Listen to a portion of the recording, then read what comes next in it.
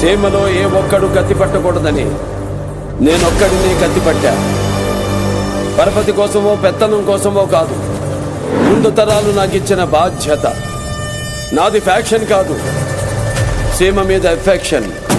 వీరసింహారెడ్డి పుట్టింది పులిచెర్ల, చదివింది అనంతపురం, రూలింగ్ కర్నూల్.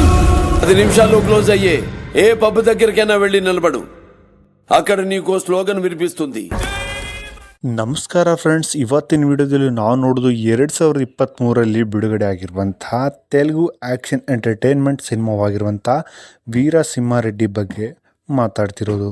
ಈ ಒಂದು ಮೂವಿ ನಿರ್ದೇಶಕರು ಗೋಪಿಚಂದ್ ಮೆಲಿನೇನಿ ಮತ್ತು ಈ ಒಂದು ಸಿನಿಮಾದಲ್ಲಿ ಪ್ರಮುಖ ಪಾತ್ರದಲ್ಲಿ ನಟಿಸಿರುವವರು ತೆಲುಗು ಚಿತ್ರರಂಗದ ಸ್ಟಾರ್ ನಂದಮೂರಿ ಬಾಲಕೃಷ್ಣನ್.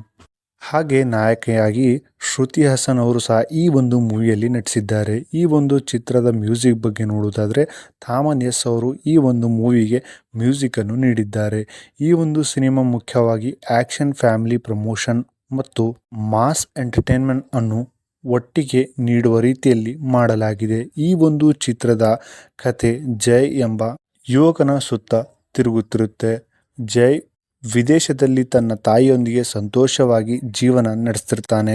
ಒಂದು ಸಂದರ್ಭದಲ್ಲಿ ಅವನಿಗೆ ಭಾರತದ ಕೆಲವು ಘಟನೆಗಳ ಬಗ್ಗೆ ಗೊತ್ತಾಗುತ್ತೆ. ಅಂದರೆ ಭಾರತದಲ್ಲಿ ನಡೀತಿರುವಂಥ ಕೆಲವು ಘಟನೆಗಳ ಬಗ್ಗೆ ಅವನಿಗೆ ಗೊತ್ತಾಗುತ್ತೆ. ಆ ಸಮಯದಲ್ಲಿ ಅವನ ತಂದೆ ವೀರಸಿಂಹಾರೆಡ್ಡಿ ಎಂಬ ಭಯಂಕರ ಮತ್ತು ಗೌರವಾನ್ವಿತ ವ್ಯಕ್ತಿ ಇದ್ದಾನೆ ಎಂಬ ಸತ್ಯ ಹೊರಬರುತ್ತೆ. ವೀರಸಿಂಹಾರೆಡ್ಡಿ ಅಂದರೆ ತನ್ನ ಊರಿನ ಜನರಿಗೆ ನ್ಯಾಯ ಕೊಡಿಸುವ ಧೈರ್ಯಶಾಲಿ ನಾಯಕ. ಆದರೆ ಅವನಿಗೆ ಹಲವಾರು ಶತ್ರುಗಳು ಇರ್ತಾರೆ. ಅದರಲ್ಲಿ ಪ್ರಮುಖವಾಗಿರುವುದು ಪ್ರತೀಕಾರದ ಕಥೆ. ಈ ಒಂದು ಪ್ರತೀಕಾರ ಮತ್ತು ಕುಟುಂಬದ ಭಾವನೆಗಳ ನಡುವೆ ಸಿನಿಮಾ ಸಾಗ್ತಿರುತ್ತೆ. ಈ ಒಂದು ಮೂವಿಯಲ್ಲಿ ಮುಖ್ಯವಾಗಿ ನೋಡುವುದಾದರೆ ನಂದಮೂರಿ ಬಾಲಕೃಷ್ಣನ್ ಅವರ ಡಬಲ್ ಶೇಡ್ ಪಾತ್ರ ಪ್ರೇಕ್ಷಕರಿಗೆ ತುಂಬ ಇಷ್ಟವಾಗಿರುವ ರೀತಿಯಲ್ಲಿ ತೋರಿಸಲಾಗುತ್ತೆ. ಅದರ ಮಾಸ್ ಡೈಲಾಗ್ಗಳು ಮತ್ತು ಆ್ಯಕ್ಷನ್ ಸೀನ್ಸ್ ಸಿನಿಮಾದ ಹೈಲೈಟ್ ಆಗಿರುತ್ತೆ. ಈ ಒಂದು ಮೂವಿಯಲ್ಲಿ ನೋಡುವುದಾದರೆ ಸಿನಿಮಾದ ಫಸ್ಟ್ ಹಾಫ್ ತುಂಬ ಫಾಸ್ಟ್ ಆಗಿ ಸಾಗುತ್ತದೆ.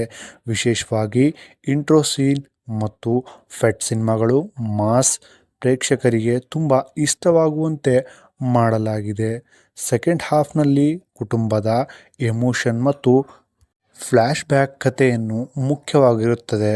ವಿಶೇಷವಾಗಿ ಈ ಒಂದು ಮೂವಿಯ ಸಂಗೀತದ ಬಗ್ಗೆ ಮಾತನಾಡುವುದಾದರೆ ಸಂಗೀತದ ವಿಶೇಷಕ್ಕೆ ಬಂದರೆ ಥಾಮನ್ ಅವರ ಬ್ಯಾಕ್ಗ್ರೌಂಡ್ ಮ್ಯೂಸಿಕ್ ಸಿನಿಮಾದ ಮಾಸ್ ಎಲಿವೇಶನ್ಗೆ ದೊಡ್ಡ ಪ್ಲಾನ್ ಅಥವಾ ದೊಡ್ಡ ಪ್ಲಸ್ ಪಾಯಿಂಟ್ ಆಗಿ ಹೊರಹೊಮ್ಮಿದೆ.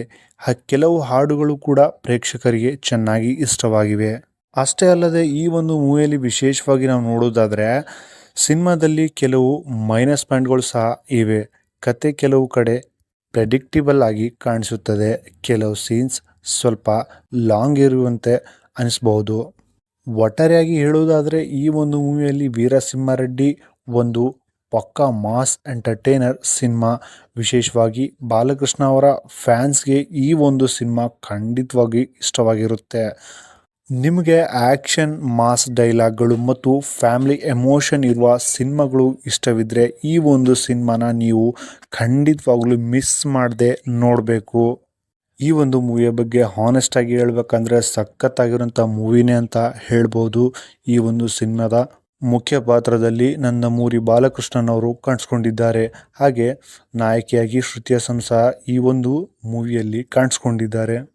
ವೀರಸಿಂಹಾರೆಡ್ಡಿ ಅಂದರೆ ತನ್ನ ಊರಿನ ಜನರಿಗೆ ನಾಯಕನಾಗಿ ಧೈರ್ಯಶಾಲಿಯಾಗಿ ಕಾಣಿಸ್ಕೊಳ್ತಾನೆ. ಆ ಒಂದು ಊರಲ್ಲಿ ಅವನಿಗೆ ಹಲವಾರು ಶತ್ರುಗಳು ಸಹ ಇರ್ತಾರೆ. ಅದರಲ್ಲಿ ಮುಖ್ಯವಾಗಿ ಪ್ರಮುಖವಾಗಿರುವುದು ಪ್ರತೀಕಾರದ ಕತೆ. ಈ ಒಂದು ಪ್ರತೀಕಾರದ ಮತ್ತು ಕುಟುಂಬದ ಭಾವನೆಗಳ ನಡುವೆ ಸಿನಿಮಾ ಸಾಗ್ತಿರುತ್ತೆ.